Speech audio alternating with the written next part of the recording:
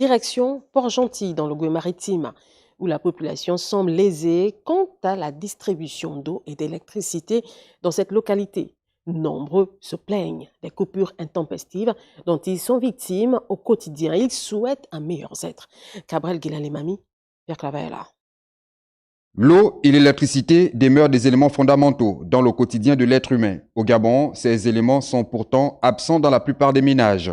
Le cas de la ville de Port-Gentil, la capitale pétrolière où la population éprouve des difficultés en approvisionnement en eau potable et dessertes en électricité. C'est de manière intermittente, c'est que ça ne vient qu'à certaines heures. Donc, si vous ne vous réveillez pas à partir de 22 heures ou 23 heures pour remplir des récipients, le lendemain, vous n'aurez pas de l'eau. Cependant, selon les riverains, de temps en temps, lorsque l'eau arrive dans les ménages, elle est boueuse, de mauvaise qualité et impropre à la consommation. Il y a un problème de pression et de l'eau est totalement sale. Quand l'eau revient, vraiment c'est mélangé avec de la boue.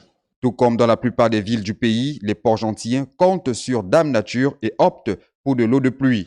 Nous sommes obligés de recueillir l'eau de pluie pour pouvoir se laver et préparer. La problématique qui se dégage est celle de savoir ce qui serait à l'origine ici du stress hydrique et des coupures intempestives d'électricité dans la capitale économique, alors que deux structures intervenant dans le domaine sont présentes, notamment la Société de patrimoine et la Société d'énergie et d'eau du Gabon. Les postes ont été plus ou moins construits à un niveau qui favorise l'humidité dans les cellules et c'est ce qui provoque les problèmes qu'ils ont aujourd'hui, mais rien à voir avec l'alimentation en électricité de la SG. Les vents marins ainsi que les actes de vandalisme seraient donc à l'origine des désagréments enregistrés dans la ville de Port-Gentil.